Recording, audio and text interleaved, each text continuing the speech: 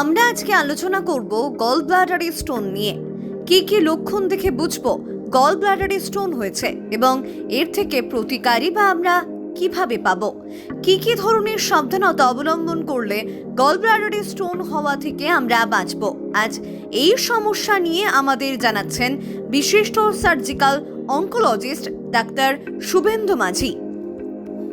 নমস্কার, আমি ডক্টর শুভেন্দু মাঝি। আমি একজন শল্য চিকিৎসক এবং ক্যান্সার বিশেষজ্ঞ। আজকে আমি আপনাদের কাছে গলস্টোন নিয়ে তুলে ধরবো এবং গলস্টোন কিভাবে হয়, কেন হয়, হলে কি করতে হবে এবং অপারেশন কখন করতে হবে, এই নিয়ে ছোট্ট করে আমরা শুনবো। এবার গলস্টোন কিন্তু আমাদের কমন পপুলেশনে ভীষণ ভীষণ কমন এবং গলস্টোন যারা খাওয়া দাওয়া খুব ভালোবাসে, স্পেসিফিক্যালি যারা বাইরের খাওয়া দাওয়া ভালোবাসে এবং যারা একটুখানি যাদের বডির ওজন একটুখানি বেশি, মানে আমরা ইংলিশে যেটা বলি there are 4 F's ফর গলস্টোনস। তার মধ্যে হচ্ছে এফ মানে ফিমেল, যারা মহিলা হয়, বা যারা 40 F, another F is for 40, যারা 40 বছরের ঊর্ধ্বে, বা যারা ফিটাস ক্যারি করছে, বা যারা প্রেগনেন্ট, বা যারা ওবেস, তাদের মধ্যে কিন্তু গলস্টোন হওয়ার প্রবণতা কিন্তু খুব বেশি।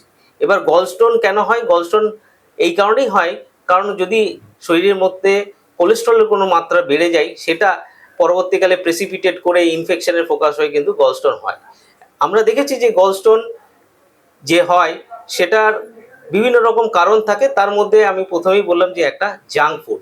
এবার গলস্টোন হলে আপনার কি অসুবিধা হবে? এই গলস্টোন হলে গলস্টোন হয়েছে সেটা তো আর আমরা বুঝতে পারবো না, আমাদের কিন্তু কিছু সিমটমস হয়। সিমটমসের মধ্যে যদি আপনাদের কারোর মধ্যে যদি গ্যাস হয়, খুব খুব বেশি গ্যাস হচ্ছে, খুব বেশি অম্বল হচ্ছে, খাবারের চোঁয়া ঢেকুর উঠছে, খাবার খেলে পেট ভার হয়ে যাচ্ছে, ভালো লাগছে না, খাবার খেলে একটু অস্বস্তি হচ্ছে, বা ধরুন আপনি এমনি সুস্থ রয়েছেন, কোনো কিছু করছেন না, হঠাৎ করে আপনার কোনো একটা দিন প্রচণ্ড পেটে ব্যথা হলো, পেটে ব্যথার সাথে বমি হলো বা বমি বমি ভাব হলো এবং সেটা ওষুধপত্র দিয়ে কমছে না, বা ধরুন আপনি গ্যাস গ্যাস বলছেন এবং আপনার এন্ডোস্কোপি হয়ে গেছে, সেখানে কিন্তু পেটের মধ্যে কোনো আলসার নেই, বা আপনি আলসারের বহুদিন ধরে ওষুধপত্র খাচ্ছেন কিন্তু আপনার আলসার সারছে না, অ্যাসিডিটি সারছে না, ঘটনা চক্রে এগুলো চলেই যাচ্ছে দীর্ঘদিন ধরে, তখন কিন্তু আপনাকে বুঝতে হবে যে হয়তো আপনার গলস্টোন হলেও হতে পারে। এবং বলে রাখি যে গলস্টোনের যে সিমটমসগুলো কিন্তু আরও অনেক বিভিন্ন রকম রোগ, বিভিন্ন রকম মেডিকেল কন্ডিশনসকে কিন্তু মিমিক করে, মানে তাদের মতন কিন্তু প্রেজেন্ট করে। যেমন হচ্ছে যে গলস্টোনের যে ব্যথা, গলস্টোনের মনে রাখবেন গলস্টোনের ব্যথা পেটের ডান দিকে এই যে রিবকেজের নিচে হয়, এবং যখন পেটের এই যে যখন ব্যথা ওঠে সেই ব্যথাটা কিন্তু মারাত্মক হয়, এবং আমরা ইংলিশে যে টার্মটা ইউজ করি সেটার নাম হচ্ছে বিলিয়ারি কোলিক। মানে ব্যথাটা আসে, কিছুক্ষণ থাকে, আবার ছেড়ে যায়, আসে, থাকে, আবার ছেড়ে যায়, এবং এটা জেনারেলি কিন্তু ওষুধপত্র দিয়ে কিন্তু রিলিফ পাওয়া যায়। এবার এইরকম যদি আপনার কোনো রকম সিমটমস থাকে, বা আমি যখন বললাম প্রথমে যাতে আপনি ফ্যাট হন বা ফার্টাইল হন, বা আপনি যদি প্রেগনেন্ট কোনো মহিলা হন, বা আপনার যদি এরকম ওবিসিটি থাকে, বা আপনি যদি ওভারওয়েট হন, বা আপনি যদি অ্যাডিক্টেড টু আউটসাইড ফুডস হন, তাহলে কিন্তু যদি এইরকম ব্যাকগ্রাউন্ড অফ সিমটমস থাকে, তাহলে কিন্তু আপনাকে ভাবতে হবে হয়তো কিছু একটা গন্ডগোল আছে।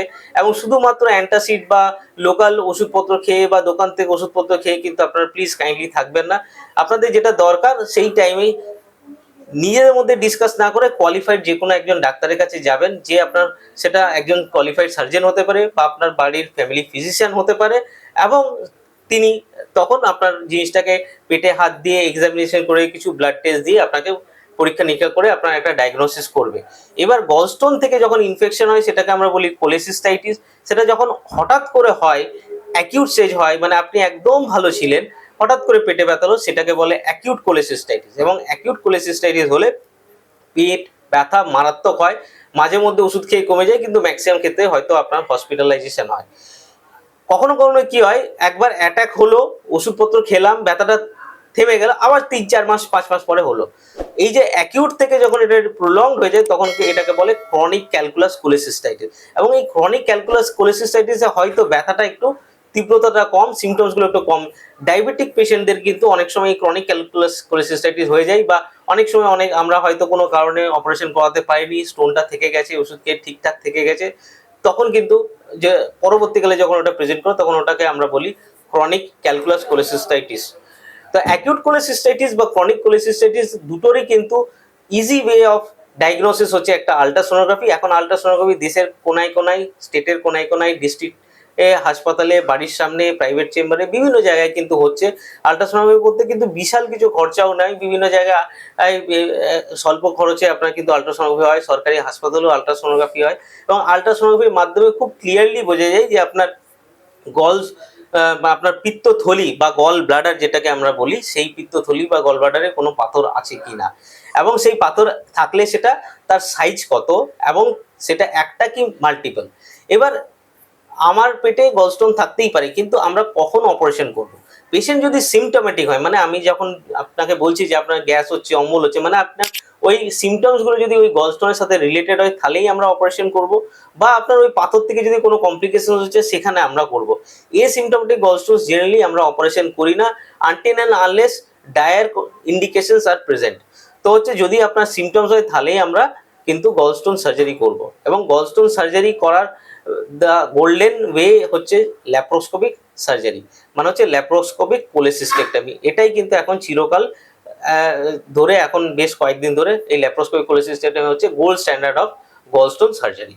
গলস্টোন সার্জারি করলে মনে রাখতে হবে, গলস্টোন সার্জারি কিন্তু কিছু কমপ্লিকেশনস আছে। গলস্টোন সার্জারি এখন এতটাই কমন হয়ে গেছে, লোকজন ভাবে যে এটা কিন্তু খুব সেফ সার্জারি, বাট বলে রাখি পৃথিবীর কোনো অপারেশন কিন্তু সেফ নয়, এতেও কিছু কমপ্লিকেশনস আছে। যার কাছেই আপনি করাচ্ছেন না কেন, সেই কমপ্লিকেশনসগুলো নিয়ে একটুখানি জেনে নেবেন, এবং সেফ হ্যান্ডসে কিন্তু এই সার্জারিটা কিন্তু ডেফিনেটলি সেফ। এবার মনে রাখবেন, অপারেশন করলেই হবে না, অপারেশনের পরে কিন্তু কিছু কিছু নিয়মাবলী আছে, সেগুলোকে আপনাদেরকে খুব ভালো করে ফলো করতে হবে। কারণ আপনাদের আমাদের শরীরে কিন্তু এই গল ব্লাডারের কিছু ফাংশনস আছে, যেটা আমরা অপারেশন করে ওই গল ব্লাডার বা পিত্তথলিটাকে বার করে দিলে সেই ফাংশনসগুলো কিন্তু শরীর অ্যাডজাস্ট করতে একটু টাইম লাগে।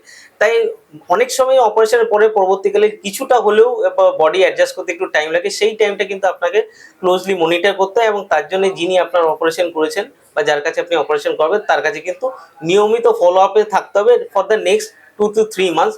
এবং এই নেক্সট 2 to 3 মান্থসে যেটা আমরা বলে থাকি যে যারা ধরুন ডায়াবেটিস হলো তাদেরকে একটু সুগার ফ্রি খাবার দাবার খেতে, এবং হচ্ছে যে যাদের আপনার যারা আরও যদি কোনো কন্ট্রাইন্ডিকেশন থাকে সেইগুলোকে ফলো করতে, একটু হালকা খাবার দাবার খেতে, এবং হচ্ছে যে নিজের উন্ড কেয়ার করতে।